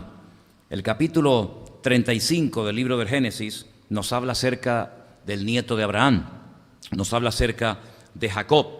Y entonces el versículo 7 dice la palabra niglú. La palabra niglú significa se revelaron o se le aparecieron. Aquí dice, edificó ahí un altar porque allí se le apareció Dios. Pero el texto original dice, se le aparecieron cuando huía de su hermano, ¿vale? Entonces, otro versículo que usted si quiere se lo puede mostrar a un testigo de Jehová. Primeramente, la mayoría de los testigos de Jehová no he conocido nunca a ninguno que sepa hablar hebreo ni griego, pero si le vienen con el cuento de que Dios de que la palabra Trinidad no existe o que Dios no es un Dios trino, ahí tiene un texto con la palabra hebrea que se la estoy dando para que usted la pueda utilizar y a ver si son capaces de decirle que en hebreo no dice eso. La palabra que tiene que emplear usted es la palabra niglu. Nos revelaron, nos aparecieron. Eso es lo que dice el texto original. Damos un salto al segundo libro de Samuel, capítulo 7, versículo 23. Segunda de Samuel, capítulo 7, versículo 23, donde dice lo siguiente: ¿Quién como tu pueblo, como Israel, nación singular en la tierra? Porque fue Dios para rescatarlo por pueblo suyo y para ponerle nombre y para hacer grandezas a su favor y obras terribles a tu tierra, por amor de tu pueblo que rescataste para ti de Egipto, de las naciones y de sus dioses. La palabra que usted tiene que tener en cuenta ahí es la palabra aljú. Aljú, eso significa, cuando dice que fue Dios el que fue a rescatarlos, pues lo que dice es que como que fueron varios a rescatarlos. No solamente la palabra Dios, que aparece ahí en singular. La palabra Dios en nuestra Biblia siempre está en singular, siempre. Dios, ¿en qué está? En singular. Pero es que en la Biblia usted puede encontrar el nombre Dios, tanto en plural como en singular, pero en español no existe, tendríamos que hablar de dioses. ¿El plural de Dios cuál es? Dioses, pero es que nosotros no creemos en dioses, creemos en un solo Dios, pero es que la palabra dioses, que es Elohim, se puede utilizar, porque es un término polivalente, para hablar de dioses. Por ejemplo, el capítulo 20 del libro del Éxodo. ¿Qué es el capítulo 20 de Éxodo? Los 10 mandamientos. Ahí aparece: no tendrás lo yiyeh Elohim al panay, sino no tendrás dioses ajenos delante de ti. Y la palabra que aparece es Elohim. Elohim. Sí, pero Elohim no es Dios. Bereshit bara Elohim. En el principio creó Dios. Realmente en el primer libro de la Biblia dice: en el principio dioses creó los cielos y la tierra. Dioses, pero claro, traducir que los dioses crearon los cielos y la tierra es dar pie a un politeísmo en el cual nosotros no creemos. Pero es que realmente Elohim significa dioses. Es la pluralidad de Dios. Ahora usted puede entender un poquito mejor el capítulo 1 de Juan, cuando dice en el principio, es que empieza exactamente igual que Génesis. Bereshit hayah hadabar. En el principio creó Dios, y en Juan 1.1 dice: en el principio era la palabra, y la palabra era dioses. Nuestra Biblia dice: en el principio era la palabra y la palabra era Dios, pero realmente dice dioses. ¿Por qué? Porque creemos en la pluralidad de Dios. Entonces, ¿quién creó? ¿El Padre? ¿El Hijo? Cuando la Escritura dice que todo fue creado por Él y para Él y por Él, ¿verdad? Entonces, no es que el Hijo empezó a existir cuando nació en Belén de Judea a través de María, sino que el Hijo es eterno, el Verbo es eterno, la palabra es Dios, la palabra es Dios, es eterno. Y entonces esa palabra se materializó, se humanó, se hizo carne. Eso es una cosa que no nos entra en la cabeza, porque nosotros no somos capaces de tener poder creativo con la voz. Podemos crear, podemos diseñar, podemos hacer cosas con las manos. Bueno, a veces hay personas que con la boca hacen unos cuadros espectaculares, o con los pies he visto gente que toca la guitarra, pero sí, podemos hacer cosas con las manos, podemos hacer cosas con la boca, podemos hacer cosas con los pies. Fíjense estos futbolistas, las virguerías que hacen con los pies, por ejemplo, ¿no? O los malabaristas, pero y con la boca no podemos crear, no tenemos la capacidad, gloria a Dios, que Dios no le dio, no delegó esa capacidad al hombre de poder crear con la voz. Sea la luz, pum, y se convierte la luz. Silla, y se convierte la palabra silla en una silla. O la palabra dinero, pum, y aparece dinero, ¿verdad? Imagínense la cantidad de maldades, el destrozo que podía ser el hombre si fuera capaz de cristalizar, de materializar las palabras. Eso solamente es un poder que forma parte de la naturaleza, de la esencia misma de Dios. Dios no necesita utilizar ninguna materia prima, Dios no necesita utilizar absolutamente nada, ninguna herramienta, ni siquiera cuando dicen, bueno, es que la naturaleza es un instrumento en manos de Dios. No, señor, los instrumentos se usan cuando uno no es capaz de hacer una cosa. Si yo utilizo un martillo, cuando no soy capaz de clavarlo con mis manos. El instrumento habla de una incapacidad por parte del que lo usa. Si yo necesito un coche para poder desplazarme, ¿por qué? Porque, hombre, si me tengo que desplazar a pie y hacer los kilómetros que quiero hacer, voy a tardar una eternidad. Pero Dios no necesita ningún tipo de elemento, no necesita el sol, no necesita la luna, ni siquiera nos necesita a nosotros. ¿O Dios tú crees que te necesita a ti? ¿Para qué? A ver, ¿para qué? A ti y a mí, ¿para qué nos necesita el Señor? Para nada, absolutamente para nada. Nosotros sin Dios, ¿qué somos? Nada. Dios sin nosotros, ¿qué es? Dios Todopoderoso, ¿verdad? El nombre famoso, el Shaddai, que se escribe así con las manos, Shaddai, ¿verdad? En hebreo las otras letras, pues no es todopoderoso. Esa es la traducción que se le ha dado. Shaddai es el todo suficiente, el que no necesita de nada ni de nadie. Y fíjate tú la humildad, permítame la expresión, en nuestro Dios, que se rebaja y se pone a nuestro nivel y se autolimita. El Señor Jesucristo, el Rey de Gloria, se mete en un cuerpo y se limita durante 30 y tantos años de su vida en espacio y en tiempo, ¿verdad? No podía estar en dos sitios al mismo tiempo y se mete en un recipiente de barro llamado cuerpo y sufre y llora y se cansa y padece y tiene que dormir y tiene que pedir agua cuando Él es el creador del agua y tiene que pedir una barca cuando Él demostró que es capaz de caminar por encima de las aguas y ¿tenéis algo? Sí, tenemos pan cuando Él es el creador de todos los elementos de la vida, ¿verdad?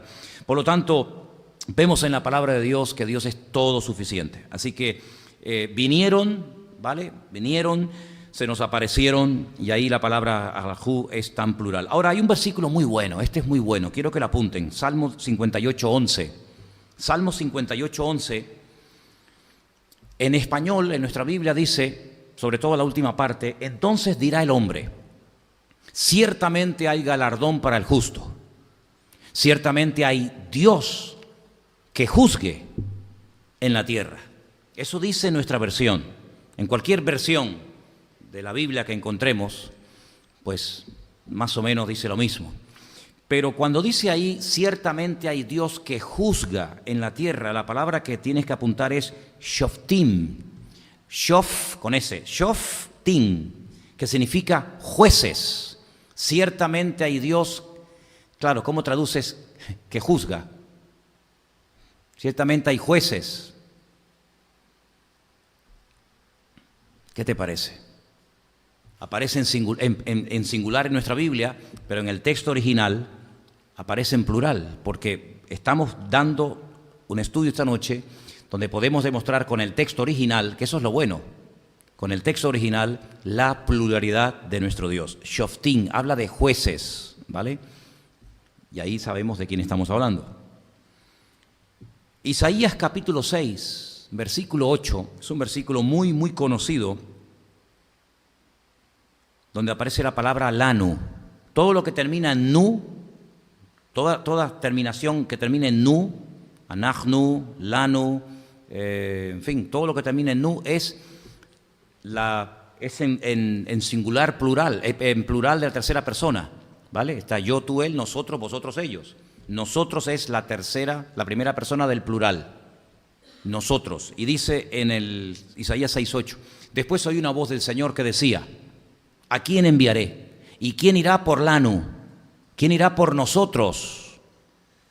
Entonces respondí yo, heme aquí, envíame a mí. Ahora bien, te pueden decir, está hablando con los ángeles, pero es que no había ningún ángel. Si no, lean ustedes el libro de Apocalipsis y fíjense lo mal que lo estaba pasando el apóstol Juan en la isla de Patmos cuando un anciano le dice, ¿y quién es digno de desatar los sellos y de dar a conocer el mensaje? ¿Quién es digno? Y dice que Juan lloraba porque no se halló ninguno digno, ni Abraham, ni Moisés, ningún ángel. Mira, el ángel más perfecto, la palabra perfecto aparece cuando Dios crea a Satanás, que realmente no era Satanás, era Luzbel, acabado en hermosura, el sello de la perfección. Es impresionante, cuando Dios creó al hombre dice vio Dios que era bueno. Bueno, una cosa es bueno, pero otra cosa es perfecto. Ese ser era el ser acabado en hermosura. Al hombre lo creó y lo dejó desnudo, sin zapatos, sin camisa, sin pantalón, sin cinturón, sin nada. Cuando Dios creó a este ser, dice que toda su vestidura eran de piedras preciosas. Era algo impresionante, imponente. Miren cómo lo vistió Dios, con diamantes, con oro, con perlas, con zafiros, topacio, esmeralda. Algo impresionante, acabado en hermosura, el sello de la perfección. Y ese, el más perfecto, cayó. Imagínense nosotros, cayó. Y sin embargo dice la palabra de Dios que el Señor pregunta, ¿y ahora a quién enviamos? ¿Va a mandar a este que ha caído y se ha revelado? ¿Va a mandar a un ángel? Cuando los ángeles no tienen sangre ni carne, se pueden en un momento dado presentar como varones. Todos los ángeles, dicho sea de paso en la Biblia, se presentan siempre en forma masculina. Solamente hay en la mitología hebrea un demonio que se llama Lili, que se presenta en forma femenina, pero es un demonio. Pero realmente todos los ángeles que se presentan en la Biblia siempre se presentan en forma masculina, siempre, todos. Pero Dios no está diciendo, ¿a qué ángel, a quién voy a mandar? Sin embargo, el anciano le responde a Juan en la isla de Patmos, pero el león de la tribu de Judá, la raíz de David, ¿verdad?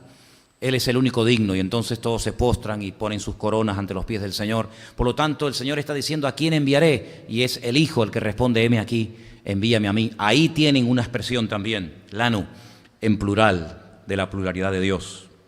Hay un versículo extraordinario, buenísimo, que está en Josué capítulo 24, verso 19. Fíjense lo que dice en el texto original. En nuestra Biblia dice, entonces Josué le dijo al pueblo, estas son las palabras de la despedida. Josué se está despidiendo del pueblo, ya es una persona mayor, ya han entrado a la tierra prometida. Lean el mensaje de despedida de Josué al pueblo, tremendo, buenísimo. Dice, no podréis servir a Dios, porque Él es un Dios santo, un Dios celoso, y no sufrirá o no aguantará, no soportará vuestras rebeliones y vuestros pecados. Ahí aparece Dios es un Dios santo. ¿Saben lo que dice en el texto hebreo? Él es un Dios kedoshim, Él es un Dios santos. Es increíble, ¿eh? Esa expresión no aparece en español, por eso por mucho que lo leas, te dije antes que no lo vas a ver, pero sin embargo en el texto original dice que Dios es santos. Claro, algunos dirán, bueno, pero hay un versículo. Por eso para predicar del Antiguo Testamento hay que saber mucho, sobre todo el texto original, porque a veces oyes cada disparate y cada barbaridad.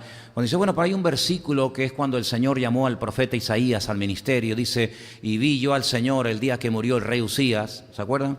Dice que había serafines que volaban y vio la gloria del Señor, y dice que oyó alguien que decía, santo, santo, santo es el Señor, ¿no? Entonces algunos, he oído a veces pastores que dicen, bueno, santo el Hijo, santo el Padre, santo el Espíritu Santo, si no tiene nada que ver, eso es un disparate. Cualquiera que te oiga hablar así, que conozca el texto original, dice, este señor no tiene ni la más remota idea.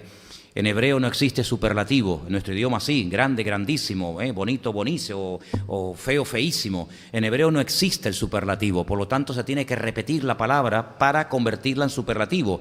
Eso de santo, santo, santo es, tú eres santísimo. ¿Vale? Es la forma, es como cuando dice nuestra Biblia, tú guardarás en completa paz. Hombre, la paz o eso no es. La paz es incompleta, tú guardarás en completa paz. En hebreo no dice completa, dice tú guardarás en paz, paz, como diciendo toda. ¿Cuánta paz podemos tener los cristianos? ¿Cuánta? Toda. ¿Cuánta fe podemos tener? Toda. ¿La salvación, cuánto tienes de salvación?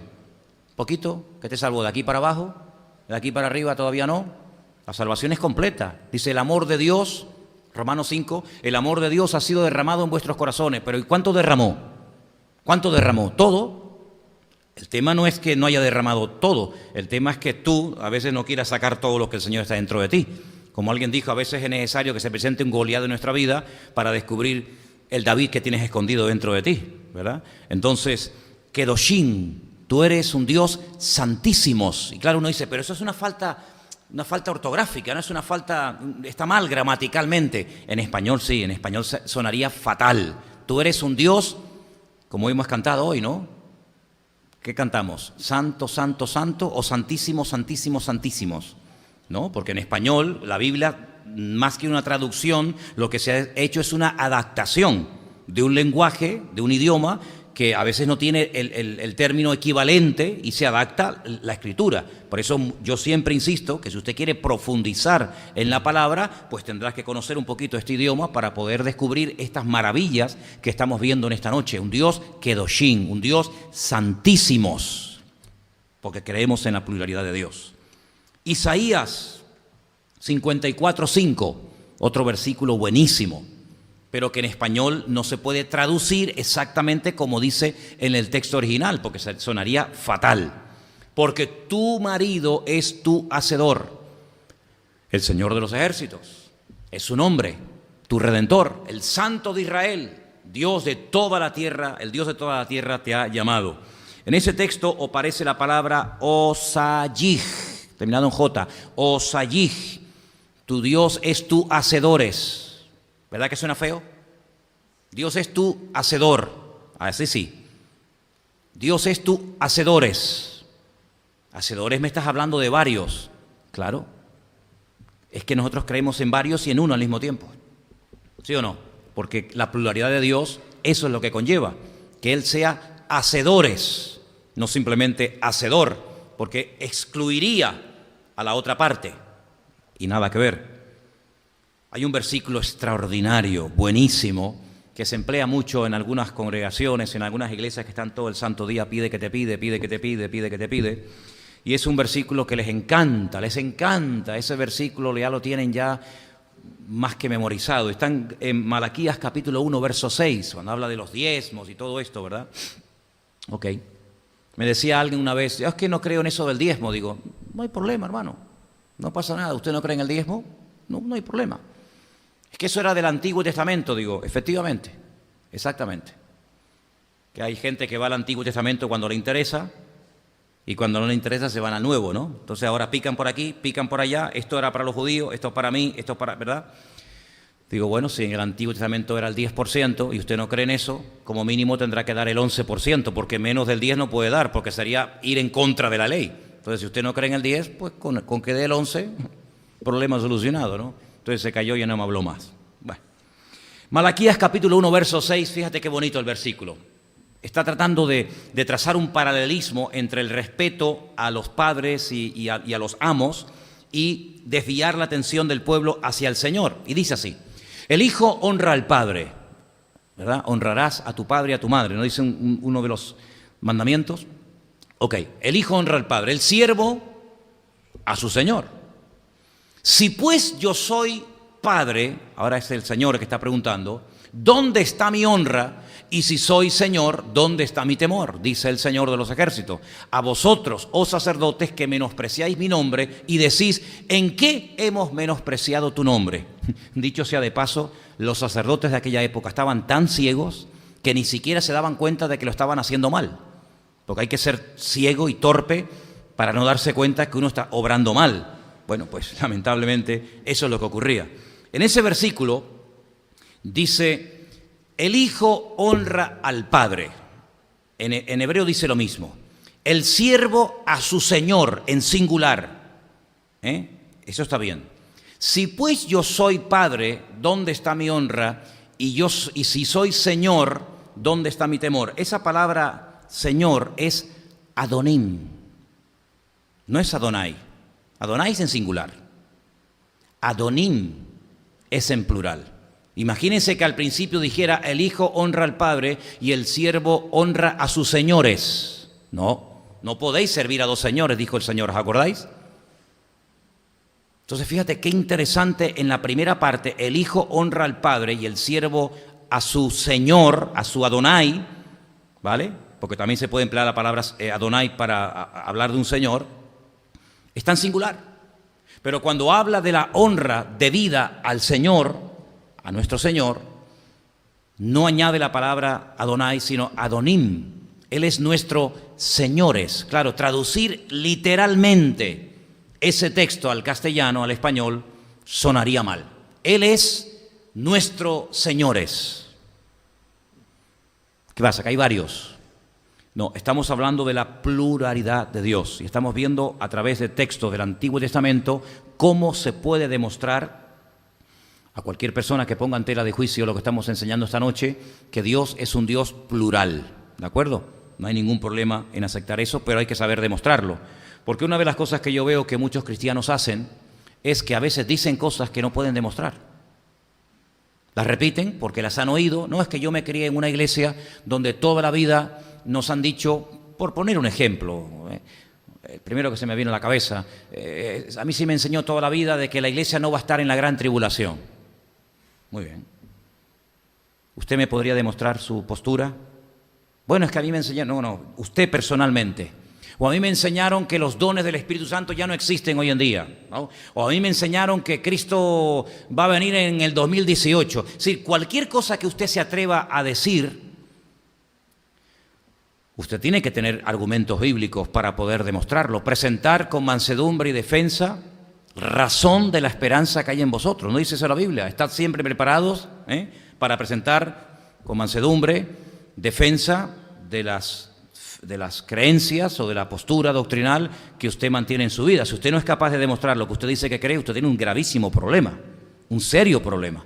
Usted tiene una fe basada no sé en qué, pero usted no puede demostrar con la palabra de Dios, ni siquiera con un solo texto, aunque realmente la hermenéutica dice que para afirmar algo categóricamente tiene que haber como mínimo 3 versículos, y yo les he dado ya, me parece que vamos por 10, tiene que haber como mínimo 3 versículos que avalen lo que usted dice que es así. Si no hay esos versículos, lamentablemente es una opinión personal, y dice la Biblia que ninguna profecía, ninguna parte de la palabra de Dios es de interpretación privada, ¿de acuerdo? Entonces muchas veces la gente lo que recurre es a opiniones personales. A mí me lo dijeron, yo lo leí en un libro, yo fui una vez a un congreso y oí un pastor que dijo no sé qué, o yo sentí, o yo vi, o yo un sueño. Miren, no hay ninguna experiencia, no hay ninguna revelación nueva que haga quedar mal a lo revelado y que encima está escrito en la palabra de Dios. Nadie puede venir mañana por aquí y decir que el Señor le ha mostrado que tal y como está el patio, tal y como está el panorama, el Señor ha decidido no venir. El mundo está muy malito, veo que hay una confusión terrible, veo que hay mucho follón y mucho lío, he decidido no venir. Y todo el mundo gritando amén. Ay, no. La palabra de Dios está llena de centenares de textos que afirman todo lo contrario. Por lo tanto, su sueño no ha sido de Dios. Dice la Biblia, 1 Corintios capítulo 14, que los profetas pueden hablar por turno. Claro, los profetas, cuando se refiere 1 Corintios 14, no se refiere a señores que empiezan a decir locuras y tonterías, sino son predicadores. Los profetas son predicadores, exponentes de la palabra. Eso es un profeta, una persona que expone la palabra. Dice, pueden compartir todos por turno. Cuando hable uno, el otro se sienta y se calla. Y dice, ¿y los demás qué tienen que hacer? Porque habla de 2 o 3. Habla de 2 o 3 y por turno. Y los demás juzguen. Los demás juzguen. Ay, pero la Biblia dice, no juzguéis para que no seáis juzgados. Claro, juzgar negativamente no es correcto, no es bíblico. Pero juzgar con justa medida, comprobando, como hacían los hermanos de Berea. Si cuando el apóstol Pablo terminaba de exponer las Sagradas Escrituras, o lo que él decía que eran las Sagradas Escrituras, comprobaban si era así o no era así. Por eso hay un matiz, una diferencia muy bonita entre los judíos de Tesalónica y los judíos de Berea. Dice, estos, los de Berea, eran más nobles porque comprobaban a la luz de las Sagradas Escrituras si lo que Pablo enseñaba era así o no era así. Fíjense al punto que hemos llegado, que he escuchado a pastores decirle a iglesias, hermanos, por favor, no me sean como los de Berea, ¿Y cómo? No me sean como los de Berea, siempre ahí mirando a ver si lo que digo es verdad o es mentira. Fíjese al punto en el que hemos llegado, y yo digo todo lo contrario, usted sea como los de Berea, a ver si lo que estoy enseñando es bíblico o no es bíblico. Hay 2 versículos más que quiero compartir con ustedes que son buenísimos. Los he dejado para el final como el postre. Uno está en Salmos y otro está en Proverbios. El de Proverbios es el 34. Ahí se hacen una serie de preguntas y yo quiero que ustedes en alta voz respondan a cada una de ellas. ¿Quién subió al cielo y descendió?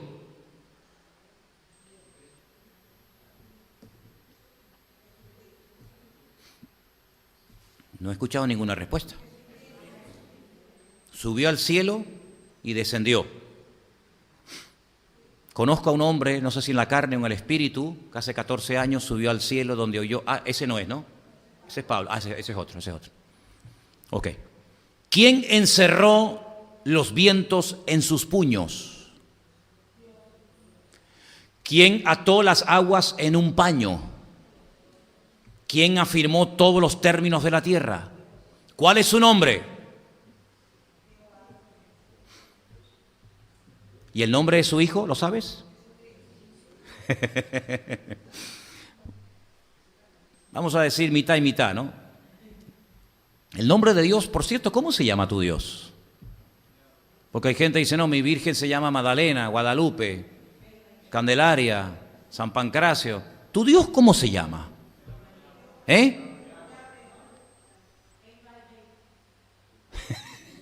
Madre, tienen varios, aquí en la congregación hay varios, porque diferentes nombres, ¿no? Dios tiene un nombre o no tiene un nombre, claro. Luego tiene títulos, luego tiene una serie de títulos o de nombres que se le dan para definir su naturaleza. Por ejemplo, ¿esto qué es? Y no puedo decir que esto es H2O, pero suena un poco cursi, ¿no? ¿Me dan un poquito de H2O, por favor? Pero es que es así, es agua, sí, pero la esencia, lo metemos en un microscopio y lo analizamos y te dicen, esto tiene hidrógeno, esto tiene oxígeno. Claro, por eso cuando tomas agua, te da un subidón, claro, pero cuidado, en una medida capaz de soportar por el pueblo, porque como te metan un chute de hidrógeno puro, sales volando como los globos, ¿no? ¿No has visto los globos que le meten hidrógeno? Salen volando, si te metieran hidrógeno, se fue con el Señor la hermana, ¿no? Bueno, pero es una proporción espectacular. H2O, perfecto, ok.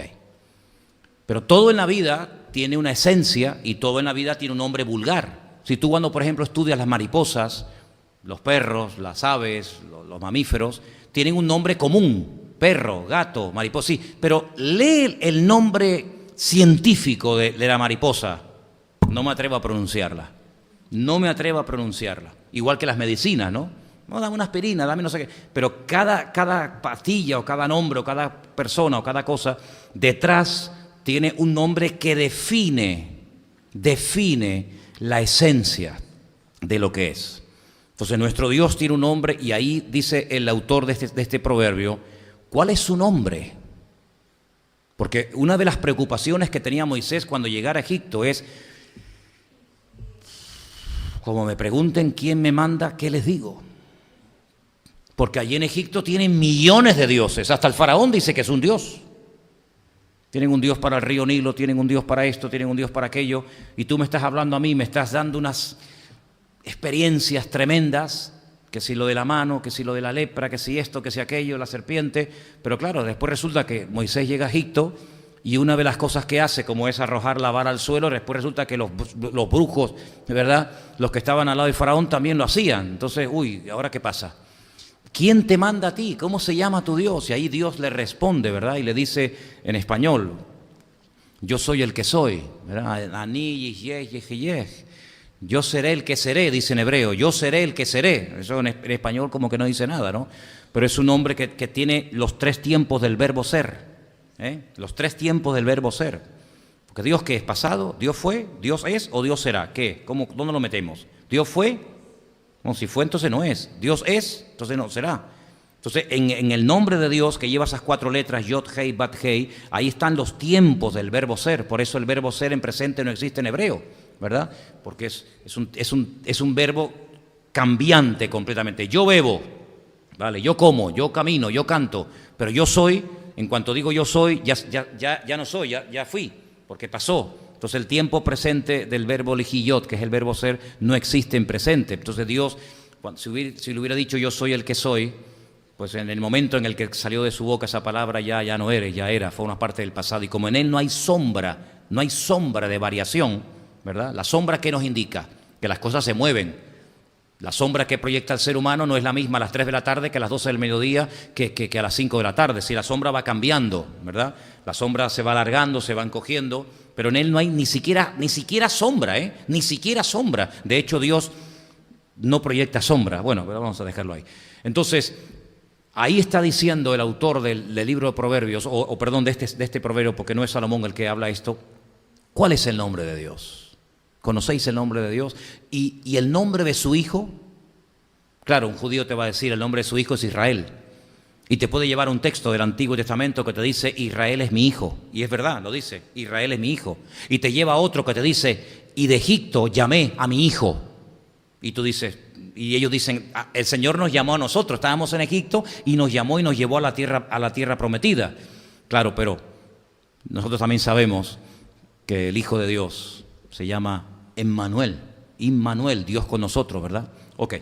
Y el último versículo es muy bueno y es para tenerlo presente. Salmo 2, versículo 12, y dice lo siguiente, Salmo capítulo 2, verso 12. Honrad al Hijo.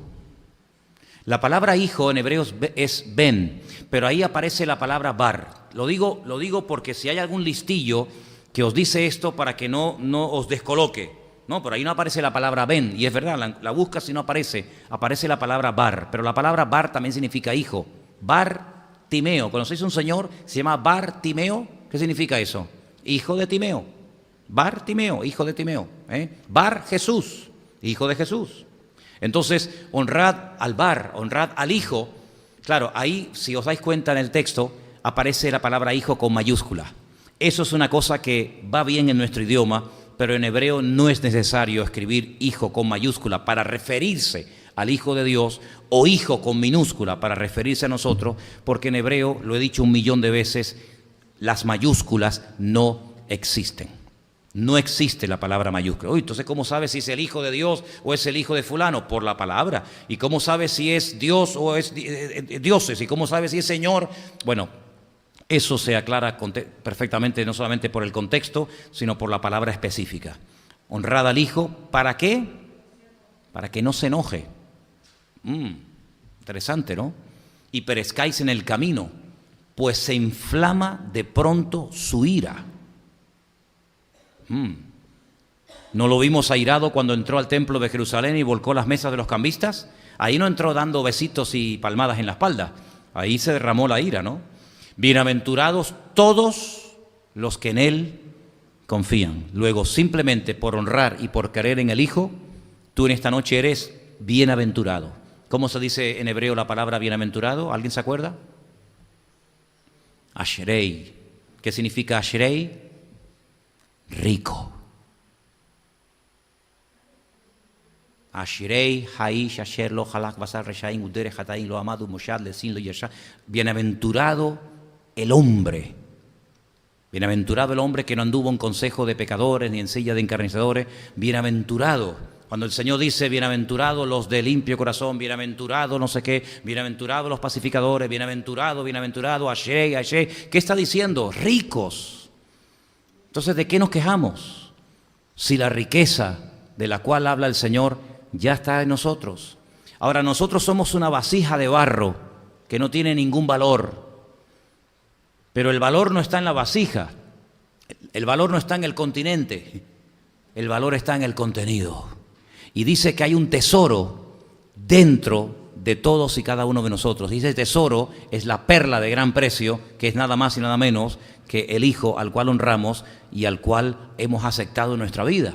Entonces, simplemente por haber llegado a ese punto, por haber llegado a esa conclusión de honrar, de reconocer, de aceptar, de bendecir al Hijo, dice que somos ricos, somos bienaventurados.